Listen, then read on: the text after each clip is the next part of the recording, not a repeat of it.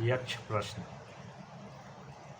जिसे यक्ष के 5 प्रश्न के रूप से भी जाना जाता है, महाभारत के समय का है। ये यक्ष एक प्रकृति आत्मा के रूप में, जो बाद में यमराज के रूप में जाने गए, उन्होंने युधिष्ठिर से 5 प्रश्नों के द्वारा उनके ज्ञान की परीक्षा करी।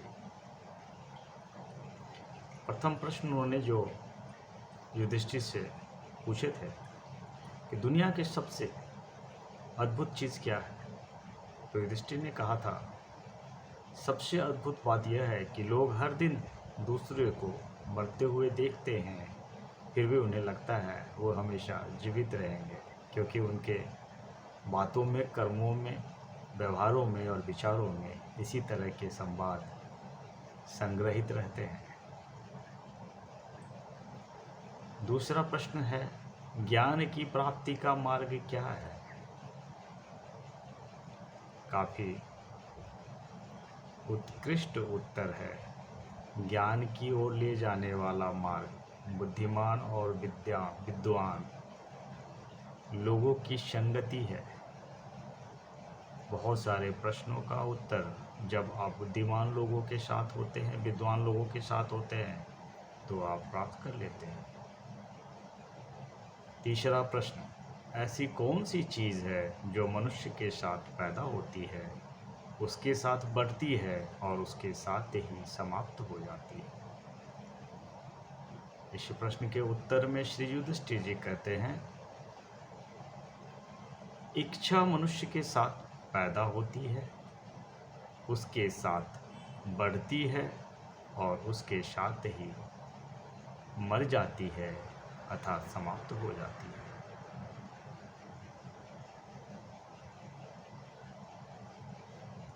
चौथे प्रश्न के रूप में उन्होंने पूछा था, ऐसी कौन सी चीज़ है जो इतनी ज़्यादा देने पर भी बढ़ती है?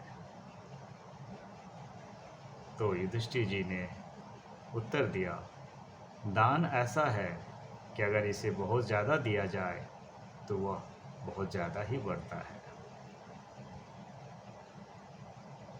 पंचम प्रश्न के रूप में जो युधिष्ठिर जी से पूछा गया था, वो प्रश्न है, ऐसी कौन सी चीज़ है जो अगर बहुत ज़्यादा मिल जाए तो भी छीनी नहीं जा सकती? उत्तर बहुत ही उत्कृष्ट है। ज्ञान ऐसा है, अगर इसे बहुत ज़्यादा मिल जाए तो भी छीना नहीं जा सकता। अब इन्हीं प्रश्नों को मैं यूनिवर्सल व्यूअर्स के लिए अंग्रेजी में प्रस्तुत करता हूँ। The Yaksh Prashna, also known as the 5 questions of the Yaksha, has been asked by the nature spirit.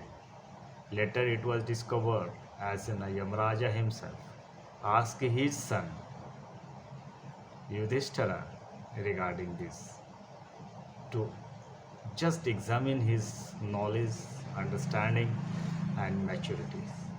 These 5 questions are, what is the most wondrous things in the world? The first questions. The answer comes from this sister. The most wondrous thing is that people see others dying every day and they believe they will live forever. And they do this in their words, their deeds and their behaviors. Second questions. What is the path that leads to the attainment of wisdom? The answer comes from the Yudhishthira ji. The path that leads to wisdom is the company of the wise and the learned peoples. The third question, what is the one thing that is born with the man, grow with him and dies with him? And Sri Yudhishthira has explained, desire is born with the man, grow with him and dies with him only. Fourth question, what is the one thing that is such that even if it is given away in plenty, it increases? And the Yudhishthira answered it, charity is such that even if it is given away in plenty, it increases only. Fifth question, what is the one thing that is such that even if it was acquired in abundance, it cannot be taken away? The answer is, knowledge is such that even if it was acquired in abundance, it cannot be taken away by anyone in this planet. These questions and answers showcase Yudhishthira's wisdom and insight into human nature's morality and the meaning of the life, and that's make happy to the Yamaraja. And he was very happy and pleased that his son has the great wisdom. Thank you.